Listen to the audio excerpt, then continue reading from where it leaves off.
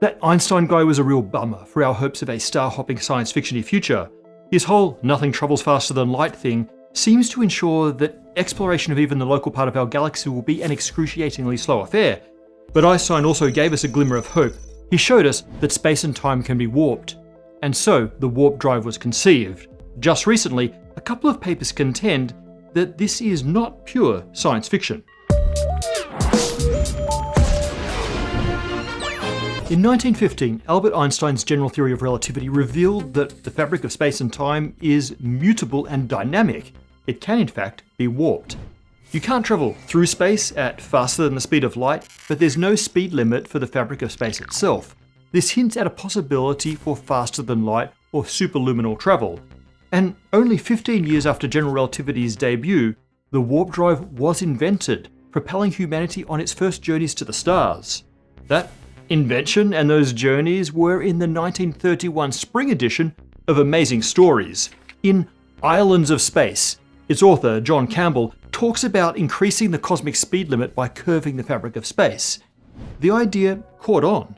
According to the wonderful Historical Dictionary of Science Fiction, the first mention of a space warp as a propulsion mechanism was in J. Williamson's 1936 story, The Cometeers. Space warp drives, time warp drives, and eventually just warp drives became an increasingly popular way of breaking Einstein's rules. The pretend technology really took off with Star Trek in the 60s, and Star Trek inspired the very first real warp field solution to the Einstein field equations of general relativity. That's the Alcubierre warp field, derived by Mexican physicist and Star Trek aficionado Miguel Alcubierre. Now, we covered Alcubierre's idea a few years ago. Back then, the warp field solution looked like a very carefully calculated work of pure fiction. It broke the laws of physics in ways that I will come back to. Subsequent studies have tried to fix this, and a very recent paper claims to have solved the worst deal breaker in Alcubierre's proposal. Today, we're going to pull apart two new papers on warp drives and see if it's really time to don our Star Trek cosplay and warp out of here. Before we get to the new work, let's talk light speed and warp drives. Einstein's speed limit doesn't directly say that nothing can travel faster than light. His special theory of relativity just says that it takes infinite energy to accelerate anything with positive mass all the way to light speed. That effectively means that it's impossible to observe a massive object cross this speed barrier. But there are loopholes. In certain circumstances, we can think of space itself as moving. And there's no limit to the relative motion of two patches of space. And so objects in these patches could have superluminal speeds relative to each other. For example, inside black holes, we can think of space as flowing downwards faster than light, or beyond the cosmic horizon, the expanding universe is carrying galaxies away from us faster than light. The warp drive takes advantage of this loophole by accelerating a patch of space relative to its surroundings. Objects in that warp bubble move with that patch without themselves ever feeling any acceleration. This is what the Alcubierre drive is supposed to do. It's a space-time geometry that's a valid solution to the equations of general relativity, the Einstein field equations. It includes a comfortable flat region of space surrounded by a region of extreme spatial curvature. The space behind this bubble is expanded while the space in front is contracted. The resulting push-pull propels the bubble and any spaceship that it contains. The Alcubierre warp field may be a valid solution to the Einstein field equations, but that doesn't mean that it's physically possible. Normally, to solve these equations, we input a physically possible distribution of mass and energy on the right side, and it spits out the space-time geometry on the left. Alcubierre instead solved the equations backwards. He figured out the geometry of a warp bubble and then ran it backwards through the equations to see what distribution of matter and energy would be required. You can do this with any imaginable space-time geometry, but almost every geometry will produce an impossible mass-energy distribution. To combat this, we have a set of energy conditions that go alongside the Einstein field equations that are meant to restrict the allowable energy distributions to what is physically possible. Alcubierre's field breaks all of these energy conditions, and he's upfront about that fact. We can summarize this by saying that the Alcubierre warp field requires a negative energy density, which should be impossible except perhaps on the tiniest quantum scales. Sometimes people talk about the drive requiring negative mass, also called exotic matter, and yeah, that would do the trick too, and is probably also impossible. So, that sounds like a deal breaker. The other minor hiccup is that Alcubierre's original field required more energy than is contained in all the matter in the visible universe to move a moderate-sized starship. Subsequent studies improved on Alcubierre's warp design and brought down the energy requirement to less insane levels, although they typically remained somewhat insane. But the requirement of exotic matter didn't go away, and in fact, subsequent studies demonstrated that any superluminal warp drive must use negative energy densities. Other studies discovered new problems. For example, warp bubbles are unsteerable because the interior of the bubble is causally disconnected from parts of the front warp field. That inspired Sergei Krushikov to come up with his Krushikov tube, a sort of warp conveyor belt, which has the slightly useless property of only working if it's a full return journey and you don't get off at your destination. To me, one of the biggest deal breakers is that any faster than light travel can be used to create closed time-like curves, as we discussed previously. That leads to paradoxes, to contradictions and inconsistencies, and the appearance of inconsistencies is one of our most powerful indications that our theoretical musings are on the wrong track. So yeah, warp fields became much better studied, but remained implausible and probably impossible. But I guess the dreams of wannabe starship captains are strong, because the work continued, and just recently, 2 papers have claimed breakthroughs. We'll start with the paper entitled Introducing Physical Warp Drives by Alexei Bobrik and Gianni Matire. These guys propose a general definition for warp fields not tied to a particular solution to the Einstein field equations. To quote the authors, warp drives are inertially moving shells of positive or negative energy material which enclose a passenger region with a flat metric. Let's focus on that inertially moving part. Bobrik and Matire contend that no past warp solution has an inbuilt mode of acceleration. All of them, including Alcubierre's, move with whatever velocity they started at. Now, this isn't an entirely new insight. In 2002, Jose Notario demonstrated that the whole expansion and contraction of space was actually just a side effect of Alcubierre's choice of warp field, and he constructed a warp field without that feature. Notario, and now Bobrik and Matire, define warp fields as bubbles that slide through space, potentially at superluminal speeds. But all these guys agree that superluminal bubbles are only possible if the warp field uses exotic matter. Bobrik and Matire also point out that there's still no way to accelerate a warp bubble across the light speed limit. A superluminal warp bubble has to have started out superluminal. This seems in conflict with Alcubierre himself, who wrote that the warp bubble pushes the spaceship, accelerates it from rest. But this acceleration isn't actually derived from his warp field solution. The velocity of the bubble is baked into the equation for the field geometry, but it's not clear how you change that velocity. This isn't necessarily a complete downer. As pointed out by Francisco Lobo and Matt Visser, if sublight speed or subluminal warp bubbles can be a thing, these might at least be an example of a reactionless drive, a propulsion method that doesn't need any propellant, no stuff ejected from behind like in a rocket. But these researchers also note that even a subluminal reactionless warp drive would still require negative energy and an enormous amount of it for any decent-sized spaceship. Okay, let's move on to the second paper by Eric Lentz, Breaking the Warp Barrier, Hyperfast Solitons in Einstein-Maxwell Plasma Theory. This one is a little more Star Trek friendly than, well, pretty much every prior effort. Lentz claims to have found an actual superluminal warp field solution that does not require impossible negative energy densities. He does this by exploring a broader family of solutions to the Einstein field equations than previous studies. The details are technical, to put it mildly, but let me try to give you a sense of the difference. We can think of the warp field as a special type of isolated wave moving through space, what we call a soliton. In previous work, this wave only waved in the direction of motion. That gave it an axial symmetry. For example, in the Alcubierre field, the warp is in front and behind the spaceship, while the exotic matter is in a ring around the direction of motion. When you calculate the total energy with only this component, then it's always negative.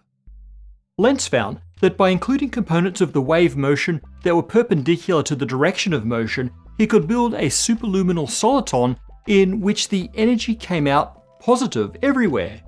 He came up with this example. Here, projected onto a 2D plane.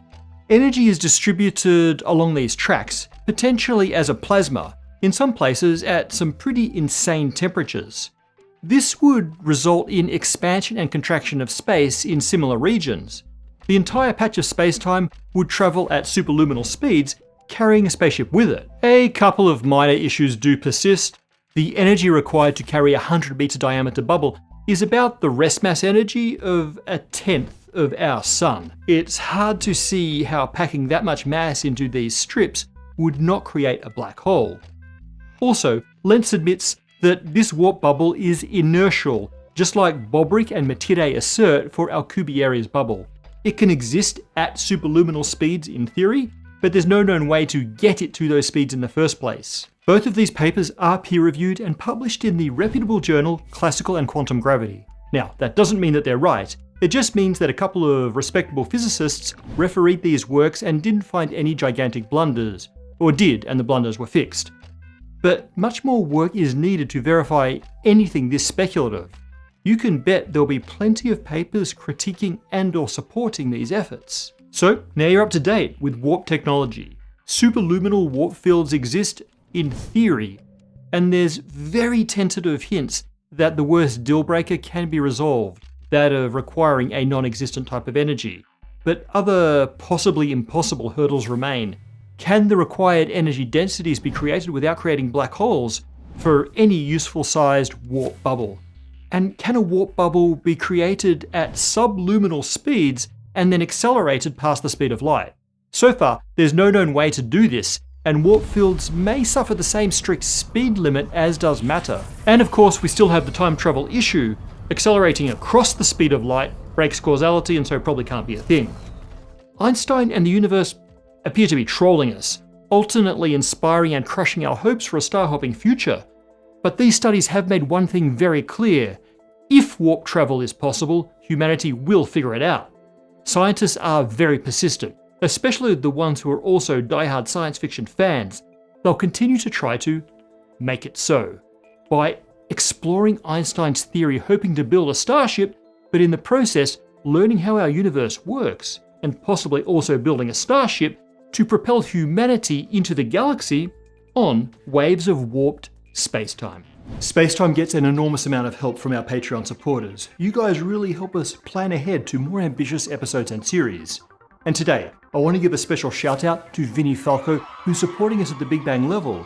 Vinny, we used your support to build a very real warp drive, which, thanks to this new result by Bobrick and Matilde, is now actually possible. These guys define a type 1 warp field as a surface of positive energy density enclosing a flat metric. Now, the authors can correct me if I'm wrong, but I think that means that literally any enclosed surface can make a warp field, like for example a cardboard box could be a warp drive. So introducing the very first type 1 warp drive. We're calling this version the Falco drive, and it's guaranteed to be literally exactly as effective as any warp drive ever constructed. Future versions will be even better.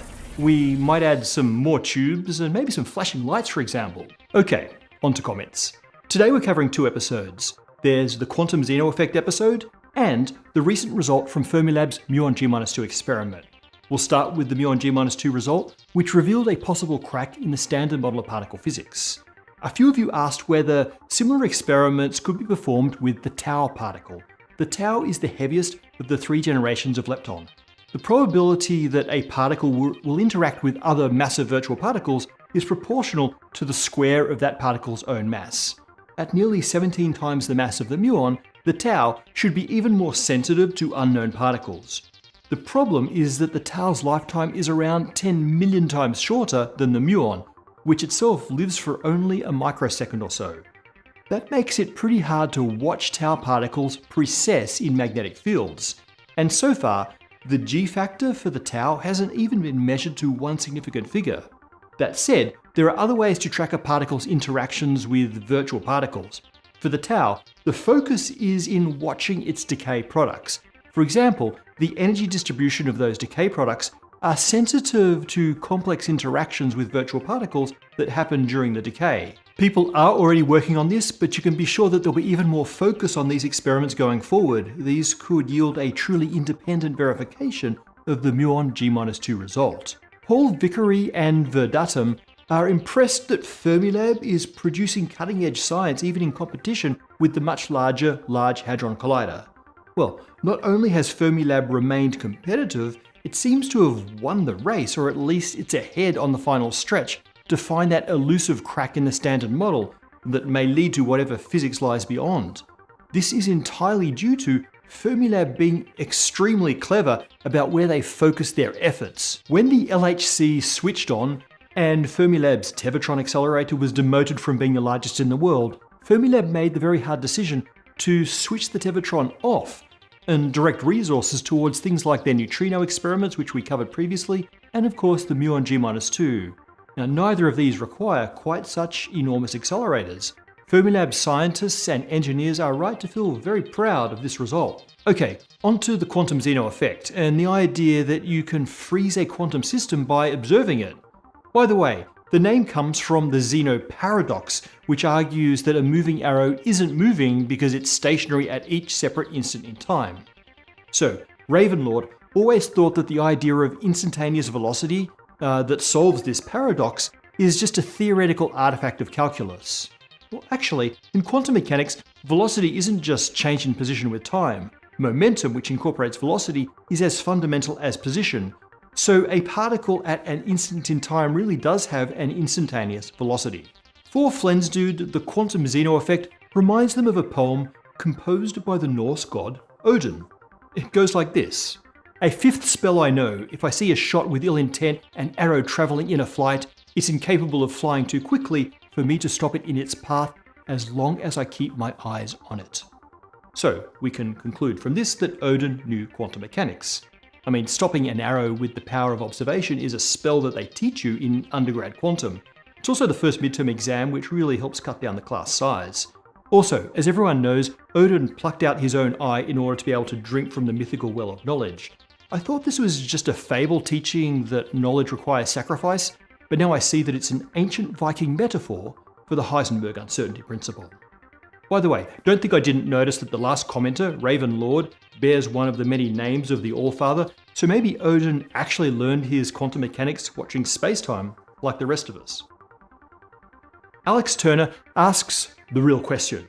If the quantum Zeno effect plays a role in birds' ability to see magnetic fields, then according to the many worlds interpretation, are there many, many worlds full of very, very lost birds? Don't think that's quite how it works. Instead, there are a relatively very tiny but a non-zero number of worlds where the freezing of cryptochrome quantum states randomly failed in all avian magnetoreception. Now, given the extensive use of homing pigeons by the Allied forces in World War II, my guess is that the Nazis would have won in all of these worlds. And I think we just explained the premise of the man in the high castle. Nice one, physics.